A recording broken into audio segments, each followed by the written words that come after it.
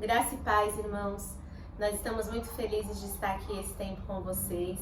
Queremos louvar a Deus por essa oportunidade, porque apesar de não estarmos juntos fisicamente, podemos estar juntos espiritualmente. E queremos entregar ao Senhor toda a honra, toda a glória, tudo aquilo que só Ele é digno de receber. Amém? Pai, nós queremos nos oferecer a Deus como sacrifício vivo, Deus, ao Senhor, ó Pai amado, nesta noite. Queremos dizer, ó Pai amado, que o Senhor é o nosso bem mais precioso, que nós te amamos, Pai, e queremos ser bênção, Deus, na vida de todas as pessoas que nos assistem agora. Que o Senhor visite cada lar, ó Deus, que em cada lar seja levantado, Deus, um altar de adoração ao Senhor, ó Pai, aonde o Senhor seja entronizado, exaltado e glorificado, Deus, para a glória do Teu nome, Deus, nós te pedimos, Pai. Amém, Senhor. Queremos oferecer, Deus, as nossas vidas como sacrifício, Deus, no Teu altar, ó Pai, como oferta agradável, Deus, a Ti. Vem o Senhor minha vida oferecer como oferta de amor e sacrifício. Quero minha vida a Te entregar como oferta viva em Teu altar. Venho, Senhor, minha vida oferecer. Queremos nos oferecer, Deus, Como oferta de amor e sacrifício. Quero minha vida a Te entregar como oferta viva em Teu altar. Pois pra Te adorar foi que eu nasci. Cumpre em mim o Teu querer. Faça o que está em Teu coração e que a cada dia eu queira mais e mais estar ao Teu lado, Senhor.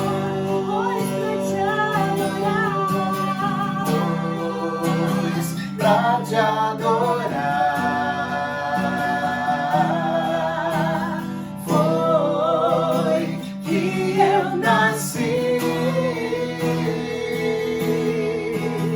Cumpre em mim, em nós, o Teu querer.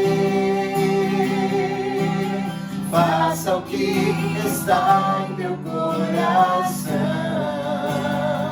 e que a cada dia, Senhor, e que a cada dia eu queira mais e mais estar ao Teu lado, estar ao Teu lado, estar ao Teu lado, Senhor.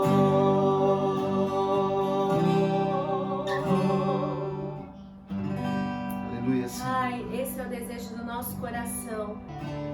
Obrigada, Jesus, Tu és o nosso refúgio, Pai. Oh, Senhor, Amém, Senhor. porque o Senhor abriu mão, Pai, da Tua glória, Pai. O Seu nome está acima de todo nome, Jesus. Nós não queremos nos calar, ó Pai. Independente, Deus, das notícias, queremos declarar a Tua glória, Pai. Todo nome, nome sobre todo nome. Abriu mão da Sua glória e semelhante a um homem se esvaziou, novo tornou, e a si mesmo se humilhou, e como filho obedeceu até a morte, e morte de cruz. Mas o grande Deus, o nosso Pai, o exaltou e lhe deu um nome que é sobre todo nome, nos céus e na terra e debaixo da terra. Ao nome de Jesus, todo joelho se dobrará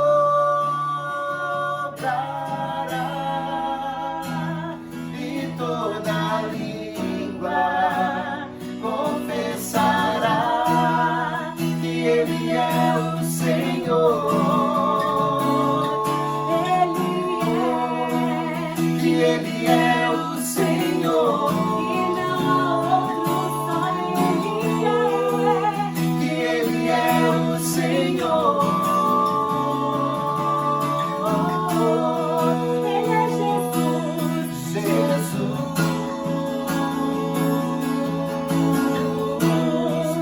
Nome sobre todo nome, nome sobre todo nome, Jesus.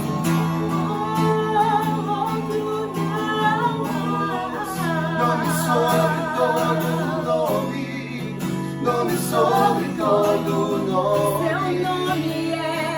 Seu nome é maravilhoso, conselheiro, Deus forte, Pai da eternidade e príncipe da paz. Seu nome é maravilhoso, conselheiro, Deus forte, Pai da eternidade e príncipe da paz. Seu nome é maravilhoso, conselheiro, Deus forte, Pai da eternidade e príncipe da paz. Seu nome é maravilhoso, conselheiro, Deus forte, Pai da eternidade e príncipe da paz.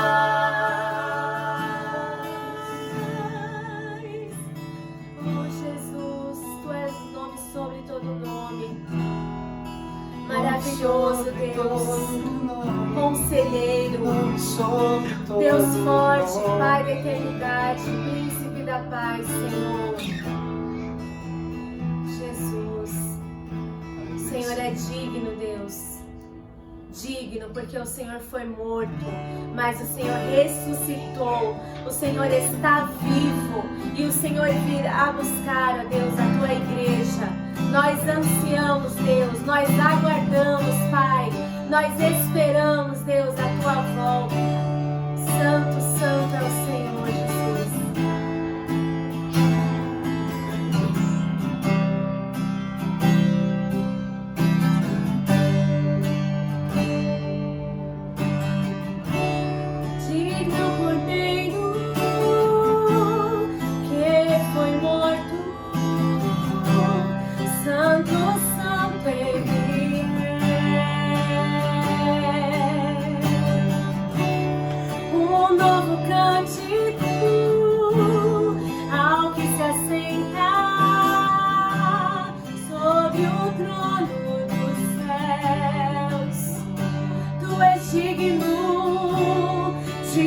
Cordeiro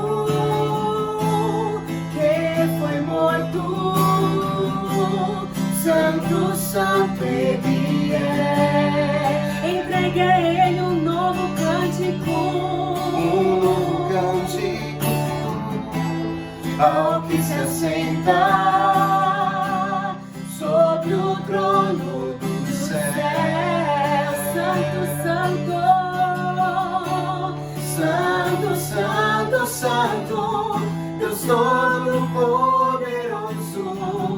que era e há de vir. Ansiamos por ti, Jesus. Com a criação eu canto louvores ao Rei dos Reis. És tudo para mim e eu te adorarei. Eu te adorarei, Jesus. Enquanto eu viver, eu te adorarei. Estás vestido do arco-íris, sons de trovão, luzes, relâmpagos, louvores, Honra e glória, força e poder para sempre, ao único Rei eternamente. Santo, Santo, Santo, Deus Todo-Poderoso, que era e há de vir. Com a criação eu canto louvores ao Rei dos Reis. És tudo para mim e eu te adorarei.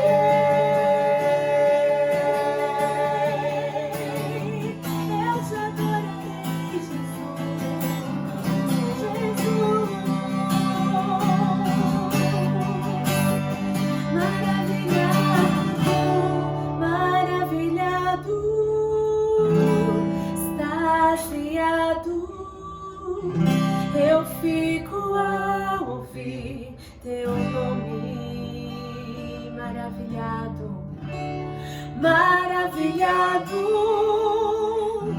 extasiado. Eu fico ao ouvir teu nome, porque Jesus, Jesus, teu nome é força, é fôlego de vida, misteriosa, água viva.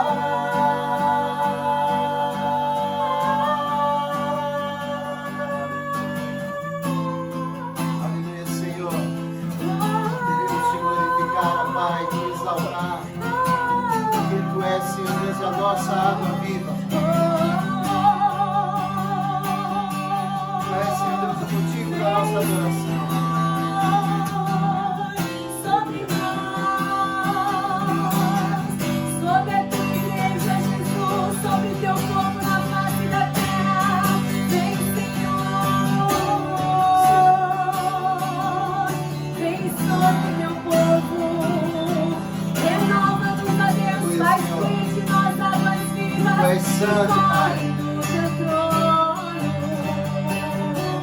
Santo, Santo, Santo, Deus Todo-Poderoso, que era e há de vir. Com a criação canto louvores ao Rei dos Reis. És tudo para mim e eu te adorarei. Santo, Santo, Santo, Deus Todo-Poderoso, que era e há de vir. Com a criação eu canto louvores ao Rei dos Reis. És tudo para mim e eu te adorarei. Boa noite, queridos. Estamos aqui para o nosso culto virtual, porém, no que tange a palavra de Deus, será bem realístico. E eu quero então ler 1 Pedro, capítulo 2, verso 9, vai ser a base da nossa meditação nessa noite, e o tema é identidade e missão. É o que o versículo fala. Então diz assim: mas vós sois a geração eleita, o sacerdócio real, a nação santa, o povo adquirido, para que anuncieis as virtudes daquele que vos chamou das trevas para a sua maravilhosa luz. Vamos orar? Pai, fala conosco pelo poder da tua palavra, ajude-nos a discernir a tua boa vontade, que é agradável e perfeita, que a tua palavra seja revelada a nós no nosso interior, a fim de nos resgatar das trevas, de toda obscuridade e sermos livres e libertos de toda cegueira espiritual.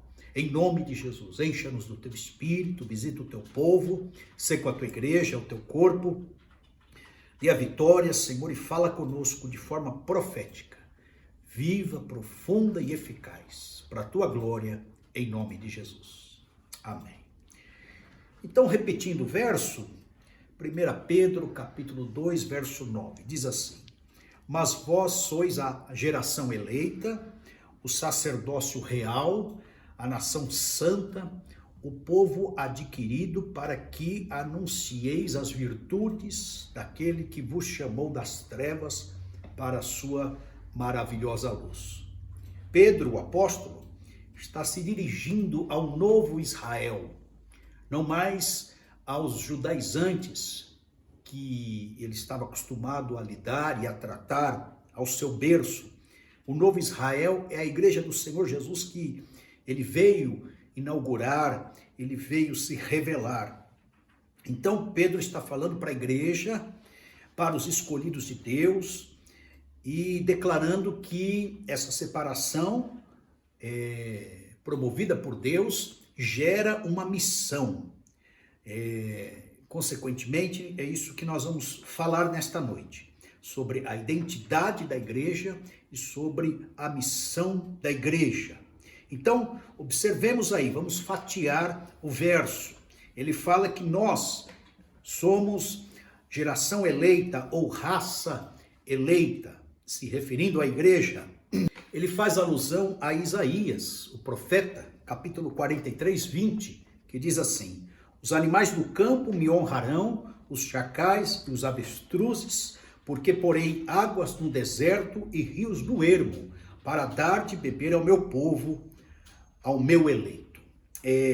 A identidade da igreja, do novo Israel, é uma identidade corporativa, pluralizada, é a coletividade, a comunidade da fé.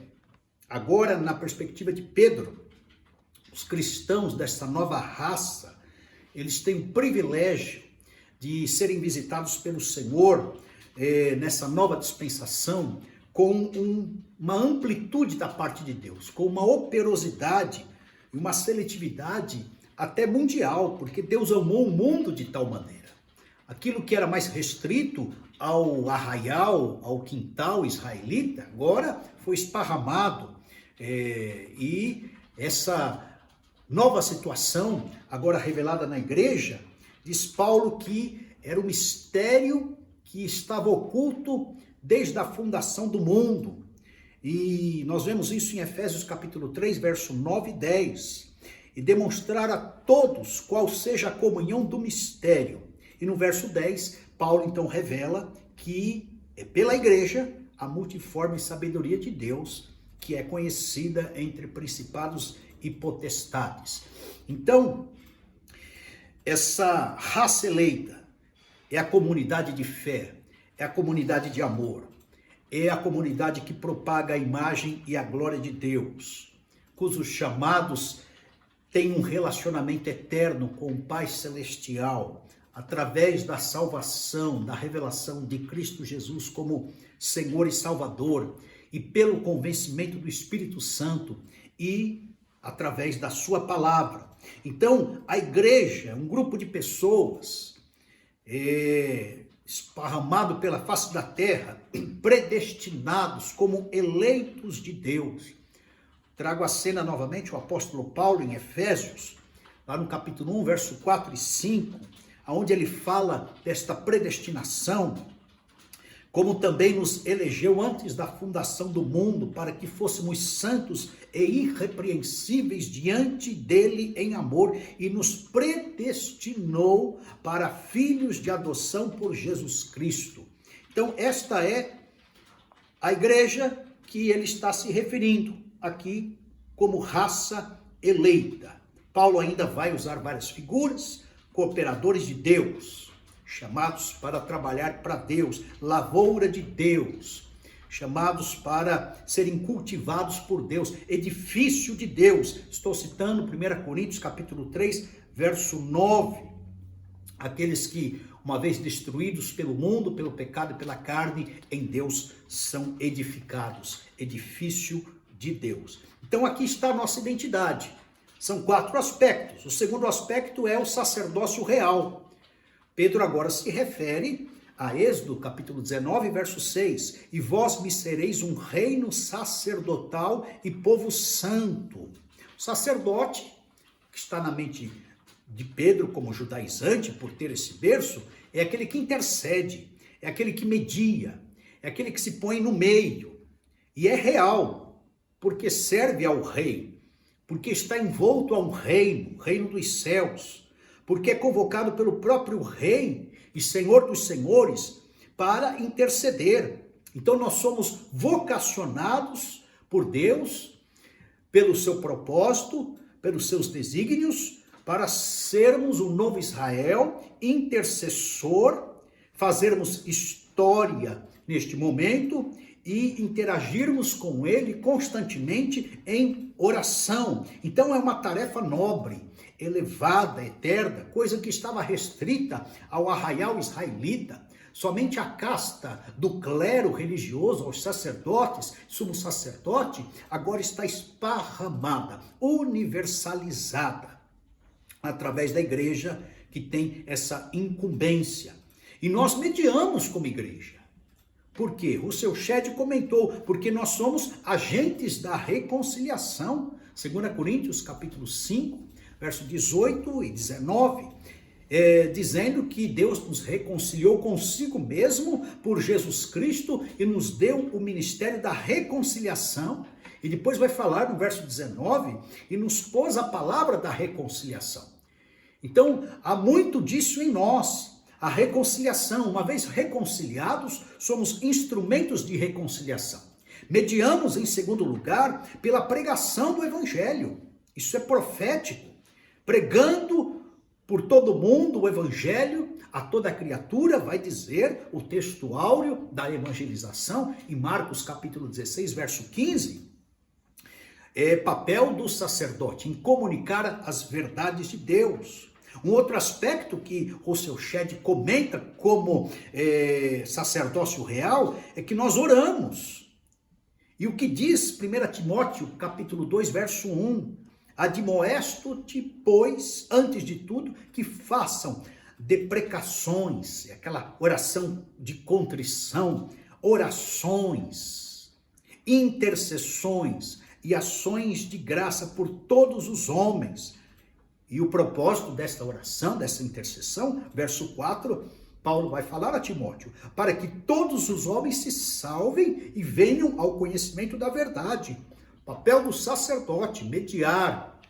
O sacerdote chega com os pecados do povo e leva para Deus. Ele faz esse caminho de amor, de graça, de perdão, de misericórdia. Um outro aspecto que diz Russell Shedd acerca do sacerdócio real é que a igreja, nesta posição e função sacerdotal, ela testemunha com conteúdo e com a vida. Recebereis, diz Lucas, escrevendo o texto de Atos, poder, virtude do Espírito Santo que há de vir sobre aquele que crê, e você, igreja, indivíduo ou comunidade, será testemunha em Jerusalém, Judeia, Samaria e confins da terra. A gente testemunha com palavras, com profecias, com a voz de Deus, com a base bíblica, e testemunha também com a vida, até de boca fechada. Mateus 5,16 diz: assim resplandeça a vossa luz diante dos homens, para que vejam as vossas boas obras e glorifiquem o vosso Pai que está nos céus. É o testemunho do adorador. é o testemunho daquele que crê, aquele que reverencia, aquele que teme, aquele que admira, aquele que elogia, aquele que é íntimo do Pai. É o testemunho da igreja. A igreja, de forma coletiva, ela faz isso. Terceiro aspecto que o apóstolo Pedro fatia sobre a igreja, sobre a identidade da igreja, é que a igreja é nação santa. E aqui Pedro faz alusão a Levíticos 11:44. Porque eu sou o Senhor, vosso Deus, portanto vós vos santificareis e sereis santos, porque eu sou santo. E não vos contaminareis com nenhum réptil que se arrasta sobre a terra. Aqui entra a questão judaizante e ritualística. Mas a ideia aqui é da santificação. Então hoje as pessoas vivem num estado inconsciente de pecados aceitáveis. Tudo relativizado. É a filosofia do sinta-se bem com você mesmo. É o norteamento de que você é livre, você faz a tua liberdade, você coloca as tuas próprias regras. Isso é migrado para a religião, você faz a tua própria religião. É o estilo de vida da tolerância dos pecados intocáveis. As pessoas vivem assim hoje. Você falar de santificação, você falar de pecado. Aliás, em alguns púlpitos isso também é extinguido. Essa palavra, ela choca, ela repele, ela insulta. Então, há alguns que nem têm liberdade de citar os textos bíblicos e tratar as certas doutrinas com liberdade, citando a palavra pecado, porque não tem espaço para que ouçam, por conta dessa pós-modernidade.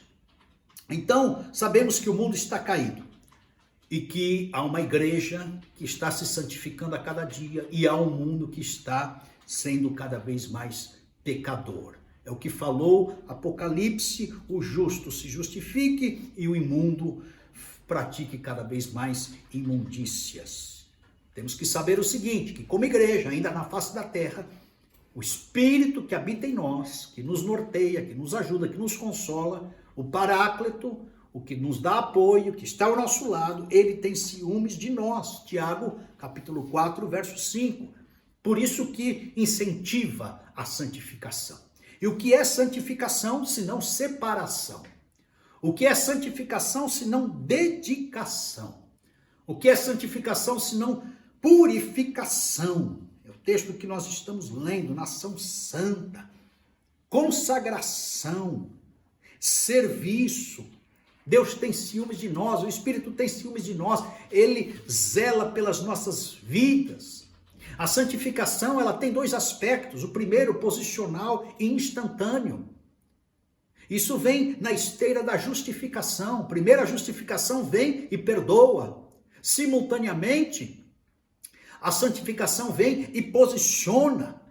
Nós somos a igreja santa, de forma corporativa. Nós somos os santos do Senhor, de forma pluralizada. Não imagens de escultura que são consideradas como santos. Isso é idolatria. Isso a palavra de Deus repulsa. Isso Deus não coaduna, pelo contrário, denuncia. Então, a santificação no seu primeiro aspecto tem esse lado, a posição do ser caído, dando esse salto existencial e sendo colocado instantaneamente lado a lado com Jesus, assentado nas regiões celestiais.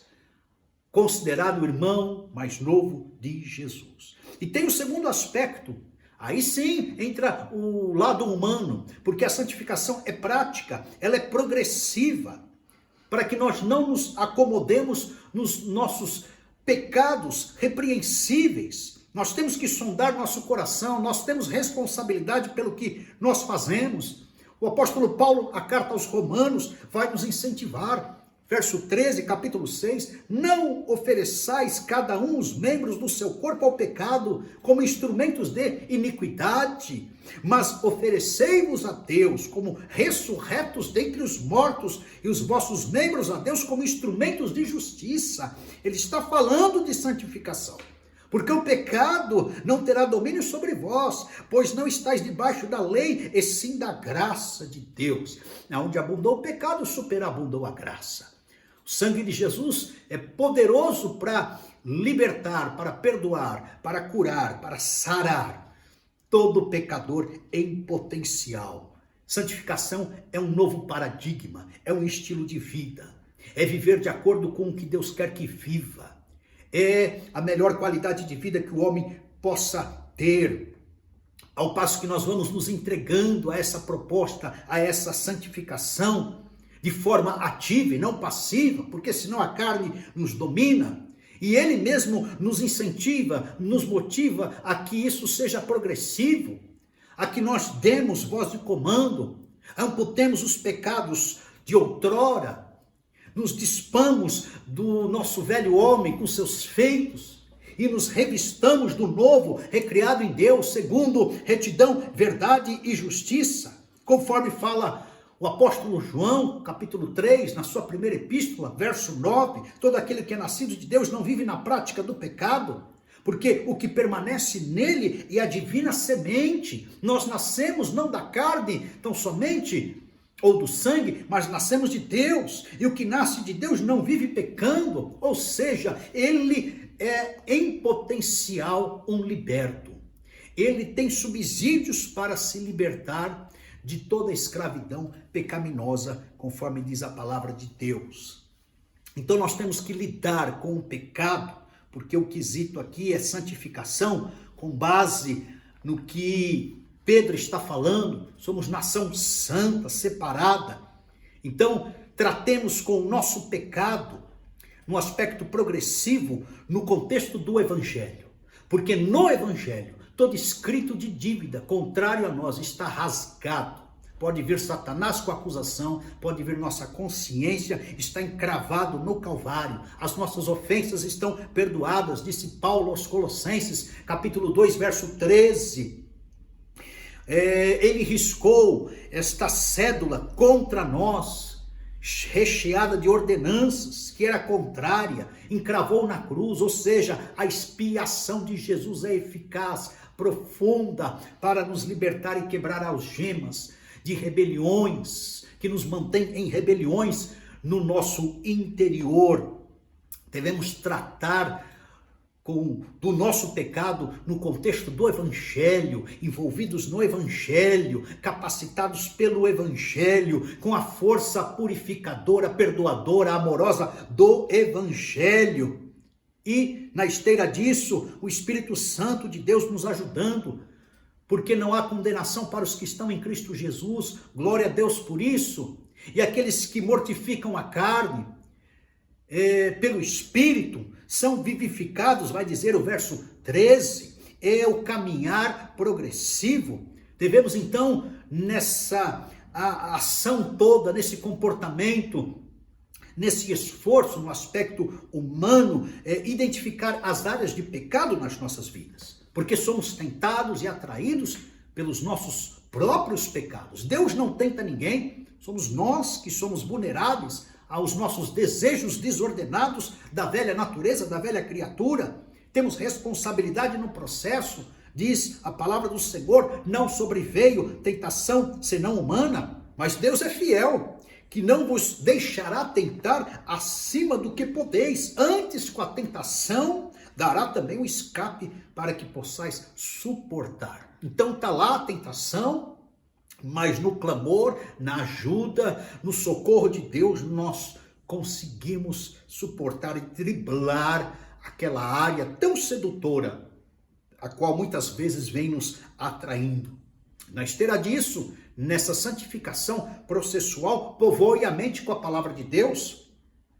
Paulo falou aos Filipenses 4:8, o que é verdadeiro, honesto, justo, puro, santificador, se é amável, boa fama, se tem virtude, pense nisso. Ore constantemente, Tessalonicenses 5:17, orai sem cessar. Tenha parceiro de jugo na confissão do pecado. Vigie sempre, porque a carne é fraca. É assim que tratamos, então, a tentação, o pecado, para sermos esta nação santa, separada, consagrada a Deus, chamada igreja. E o quarto aspecto da identidade do novo Israel diz que é povo adquirido, propriedade exclusiva de Deus. Ele está fazendo alusão, novamente, ao profeta Isaías, capítulo 43, verso 21, a esse povo que formei para mim, diz o Senhor. E capítulo 49, verso 7, ao irmão verdadeiramente ninguém o pode redimir, nem pagar por ele a Deus o seu resgate. Verso 8, pois a redenção da alma deles é caríssima e cessará a tentativa para sempre. Então, povo adquirido porque é povo redimido. Então, contempla a redenção. É linguagem comercial, de compra. O clima é de mercado, devido à transição. O apóstolo Pedro tinha isso em mente também, ao escrever aos Coríntios. Porque fostes comprados por bom preço. Capítulo 6, verso 20, na primeira carta. É redenção, é comprar de volta, é redimir, é preço pago, é preço de soltura. Assim somos, povo adquirido, comprado por Deus. A moeda foi Jesus. É o resgate de Jesus sobre todos nós. Então, Deus, na sua exigência, no seu comércio, na sua linguagem de mercado, ele pagou o preço para ele mesmo, enviando Jesus e através de Jesus resgatando aquilo que já era dele. Nós fomos criados por Deus, já éramos de Deus, mas o pecado maculou a todos nós e veio Jesus novamente nesse resgate, nessa manobra, nos resgatando, nos comprando. E vários são os textos que vão falar da redenção no Novo Testamento. Vamos pegar aqui Hebreus capítulo 9, verso 12. Não pelo sangue de bodes, novilhos, mas por ser o seu próprio sangue, entrou uma vez por todas no Santo do Santo, havendo obtido uma eterna redenção. Redenção, preço pago por escravo. Romanos 3, 24. Justificados gratuitamente por sua graça, mediante a redenção que há em Cristo Jesus. O preço disso foi a cruz. Filipenses 2,8. Tornando-se obediente até a morte e morte de cruz. A cruz era de Jesus. Conforme falou o poeta, as roupas que Jesus vestiu não eram suas. Lucas 8,3. O barco que ele pregou era de Pedro, não era dele. A casa que viveu era alugada. O cenáculo em que participou da última ceia era emprestado, não era dele. O túmulo era de José de Arimateia. Seu único objeto era a cruz para promover redenção para toda a humanidade, a fim de resgatar um povo seu, geração eleita, sacerdócio real, nação santa, povo adquirido, comprado, resgatado, preço pago por este povo chamado igreja. Essa é a nossa identidade. Valorize isso. Você que ainda não entendeu direito o que Cristo fez por você, você que ainda negligencia tão grande salvação, você que não compreende os meandros ou acha complicado o evangelho na sua explanação maior, valorize isso, entenda a sua identidade como igreja, não de forma isolada. Nenhum membro sobrevive fora do corpo, todo membro sobrevive no corpo, sendo igreja. Essa é a nossa identidade. Muito bem, agora a segunda parte desta pregação é a missão. A parte B desse verso, que diz: para que anuncieis as virtudes daquele que vos chamou das trevas para a sua maravilhosa luz. Ou seja, nossa missão é, em primeiro lugar, anunciar.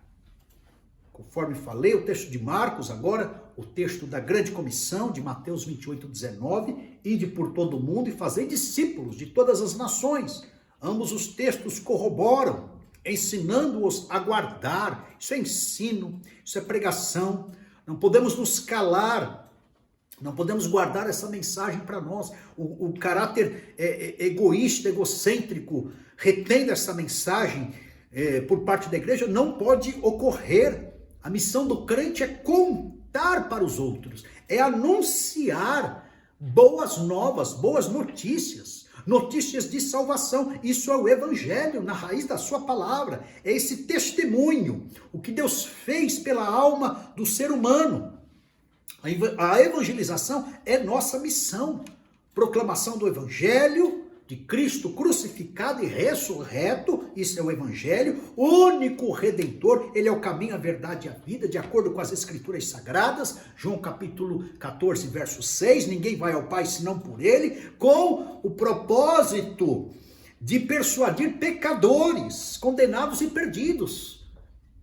Então, não há um justo sequer, disse Romanos capítulo 3, verso 23, todos pecaram e carecem da glória de Deus. E há de ser que esses que recebem essa boa informação da salvação, depositem a vida, confiando em Deus, de que de fato esta é a salvação. Esta verdade é a única saída para a própria vida pecaminosa. E o retorno para que chegue a Deus de forma perdoada é recebendo e aceitando aquilo que Cristo fez por ele. Ou seja, não há méritos humanos na hora da salvação. Toda a justiça humana, disse o profeta Isaías, é trapo de imundícia. Nós temos que confiar na obra de Jesus. Essa obra Deus aceita. E quem crê nessa obra, Deus também aceita. Então, quando nós nos deslocamos aceitando e recebendo o Senhor Jesus no nosso coração, há uma catarse, uma experiência, há uma regeneração, há um novo nascimento, há aspectos sendo introjetados da parte do Espírito Santo de Deus, o poder de Deus manifesto na vida e no coração desta pessoa em aspectos de uma nova vida. Paulo falou aos Coríntios, quem está em Cristo, nova criatura é, ele nasce de novo, e não pode viver isolado, sem comunhão, sem um corpo que o ajude. Pelo contrário, o convite é para que ele seja igreja, comunhão com a igreja, guardando a volta gloriosa do Senhor Jesus Cristo. Essa é a tarefa da igreja, da expansão, da expansividade. Entendam que a igreja é multirracial, ela é nova criação, ela é multinacional, ela é uma nova humanidade, ela é multicultural também, é nova comunidade. A igreja só é igreja quando existir para todos, disse Dietrich Bonhoeffer. Por isso que também é tido como grande comissão Atos 1:8. O poder de Deus para testemunhar, conforme eu já citei. Esse texto faz alusão e aponta para a missão da igreja. Então a igreja existe para a humanidade esparramada em toda a terra. Ela é corpo de Cristo. E ela serve como missão para proclamar, para ser missionária, profética, curativa e escatológica. Eu gosto muito dos movimentos que a igreja faz. Para cima ela transcende, ela cultua. São os ajuntamentos solenes. Ela adora, ela louva, ela contempla, ela ora, ela elogia a Deus, ela reconhece a pessoa de Deus, a natureza de Deus, ela honra ao Senhor. Para dentro é uma força centrípeta. São crentes ajuntados na sua mutualidade, nos seus ministérios, edificando uns aos outros. Ali há discipulado, exemplo, organização. Ali há uma estruturação, ministérios, dons, diaconias. É a força centrípeta da igreja para dentro. John Stott falou que a igreja precisa compreender-se. Nós temos que saber a que viemos. Ela precisa se organizar, há de se ter uma estrutura, precisa se expressar. Temos mensagens, uma proclamação. Ela precisa ser ela mesma, com a identidade dela. Ela precisa ter vida. Igreja que não tem vida é um clube, é uma empresa, é uma ONG, mas não é corpo de Cristo. E tem também a força para fora, a força centrífuga, aonde a igreja é esparramada, com evangelismos, com missões urbanas, até com a missão integral, onde leva a cesta básica, juntamente com o pão vivo que desceu do céu. Missão da igreja. E aí diz aqui o texto, as virtudes, para anunciar as virtudes, é excelência moral. Se há um povo moral, ético, virtuoso na face da terra, esse povo tem que ser o corpo de Cristo. Esse povo tem que ser a igreja do Senhor Jesus Cristo. Nós fomos chamados para isso. Demonstrarmos as virtudes, não nossa. Minhas virtudes são limitadíssimas. Mas eu estou conectado naquele que é a fonte de toda virtude, a saber, Jesus de Nazaré. Videira verdadeira, eu sou somente um ramo. Se dou fruto é porque estou conectado nele. Não há mérito em mim. Lampejos de justiça vêm, mas não na totalidade. Agora nele eu consigo ter a constância de virtudes, de justiça, de qualidades. Consigo ter essa estabilidade emocional. Então, nossa tarefa em termos de virtude é mostrar o caráter de Deus. E o caráter de Deus é apaziguador, é perdoador, é justificador, é amoroso.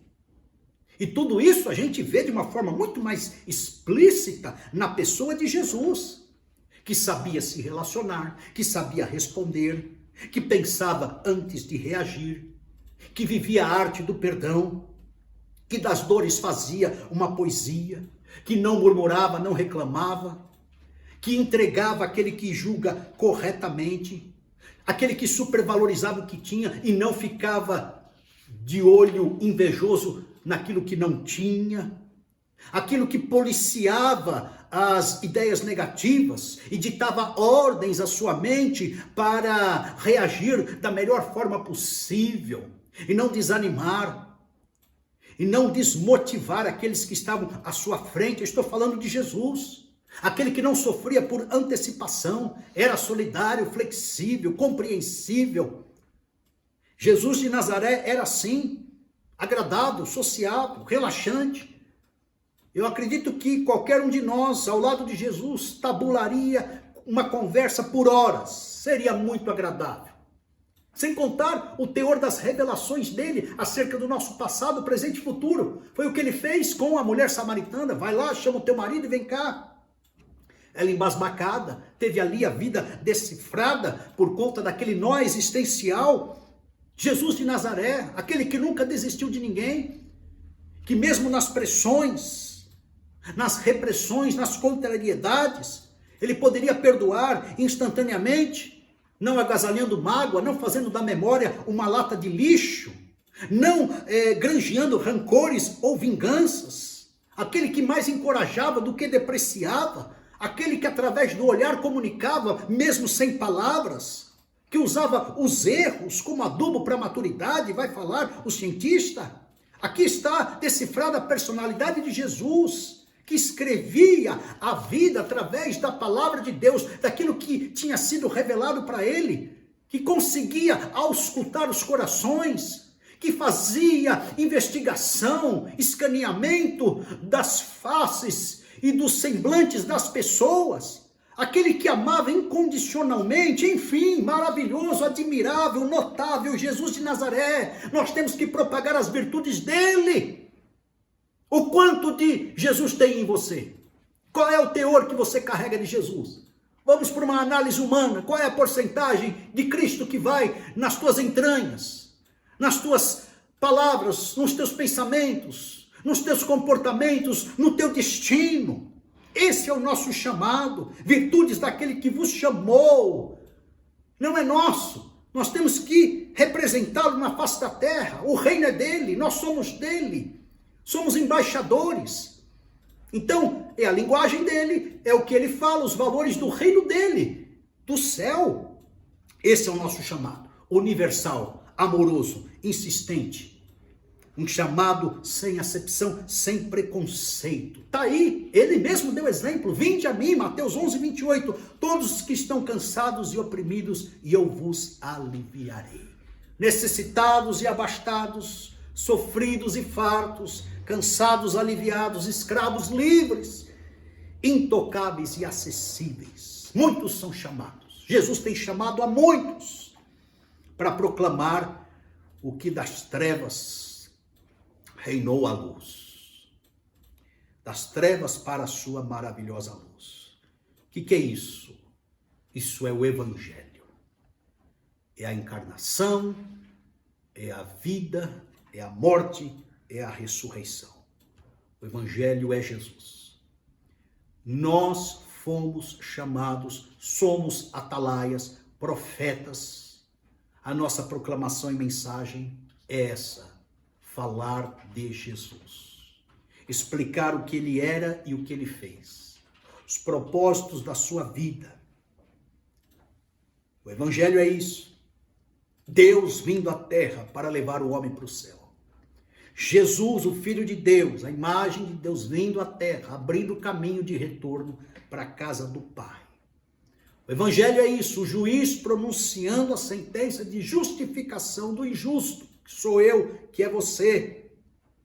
O Evangelho é o libertador celestial vindo para restaurar os desamparados, testificando posição de filhos e não mais bastardos, a fim de que todos aqueles que creem experimentem a paternidade amorosa do Deus vivo e poderoso. Isto é o Evangelho. O Evangelho é a notícia de perdão para todo pecador. É aquele que traslada o pecador do reino das trevas para a jurisdição do reino da luz, do reino do amor de Deus. O Evangelho, ele rasga a vergonha, afuga o medo e a culpa existencial. A gente pode deitar a cabeça no travesseiro e descansar por causa do Evangelho. O Evangelho é um convite centrado numa pessoa, como um fim em si mesmo. Não eu, não você. Jesus é um fim em si mesmo, a qual nós temos que nos entregar e que se torna plataforma existencial para a nossa vida, para que nós saiamos da morte e das trevas. O Evangelho é a derrota de Satanás com seus algozes, com seus demônios, opressores. Esta é a mensagem. Qualquer outra mensagem que saia desse eixo não é o Evangelho. Qualquer outra igreja que pregue um Evangelho que não seja esse eixo, a qual revelado aqui, saia dela. É Babilônia esta igreja, porque o Evangelho é centrado em Jesus e tem a mensagem salvífica. Então foca o coração, foca o homem, está preocupado com o futuro eterno das pessoas, penetra no coração, na mente. É algo que começa por dentro, e não pelo bolso, e não pela troca disso ou daquilo outro. Então verifique, seja criterioso com o verdadeiro Evangelho, porque essa é a missão da igreja. Não podemos abraçar outros evangelhos, disse Paulo aos Gálatas: seja maldito quem faz isso, pregue outro evangelho. Pode estar até travestido de forma muito espiritualística e mística, como um anjo descendo do céu. Mas diga não ao evangelho da administração do pecado, o do materialismo, o da autoajuda, o evangelho onde a pessoa é focada em si mesmo, o evangelho marxista, socialista. O evangelho não tem aliança com questões ou castas políticas. Eu não sei, uma gama de crentes aí envolvidos, defendendo essa ou aquela bandeira política, partidária. O evangelho não é desta terra, não é de visível aparência, ele vem do céu, é da parte de Deus, entenda isso. Qualquer ação rasteira a que vivamos aqui de forma a ser um fim em si mesmo está fadado ao fracasso. O evangelho tem cunho espiritual eterno, glorioso. É corpo glorificado, é corpo ressurreto, é corpo sem pecado, é corpo sem as mazelas das tentações, é corpo sem sentir dados inflamados do maligno, mesmo porque na finalização dos tempos, Satanás e os demônios estarão confinados no lago de fogo de forma eterna. O evangelho nos lança para uma eternidade com Deus. O evangelho não tem nada a ver com o politicamente correto da cultura brasileira. O evangelho não é moralidade, nominalismo, legalismo, ritualismo de igreja, cumprimento de dízimos e ofertas. Tão somente o evangelho não é uma semeadura no reino, numa igreja, não é uma investidura ali na vida do pastor, não é o deslocamento de coisas materiais ou financeiras, não. O evangelho é Cristo reinando no nosso coração, por isso pede em primeiro lugar para todos nós: arrependei-vos. A missão da igreja é essa, proclamar esta palavra. Primeira palavra é arrependimento. Mude a direção da tua vida. Segundo lugar, creia na verdade de Deus, que é essa boa notícia. Então, eu quero dizer e concluir que a missão da igreja, no evangelho puro e simples, é uma propagação que dispensa qualquer muleta ritualística, qualquer ponto de contato, qualquer sincretismo sucateado, qualquer pseudo-mediador. Não caia nessa esparrela, dessa espiritualidade, religiosidade ou liturgia pós-moderna, contemporânea, conveniente. O evangelho é a saída das trevas para a maravilhosa luz. Essa é a nossa missão. Então, só cumpriremos a nossa missão se tivermos essa verdadeira identidade. Geração eleita, sacerdócio real, nação santa e povo adquirido. Vamos orar? Senhor, em nome de Jesus, encha-nos da tua graça, do teu poder, aviva a nossa igreja, que sejamos possuídos pelas tuas verdades, para que propaguemos todas elas. Uma identidade firme desembocará numa missão coesa, eficaz e com propósito. Fortaleça a nossa identidade como corpo e nos ajude dia após dia no cumprimento da nossa missão. É o que eu oro e te agradeço em nome de Jesus. Que Deus te abençoe, meu irmão. Fique na paz do Senhor. Amém.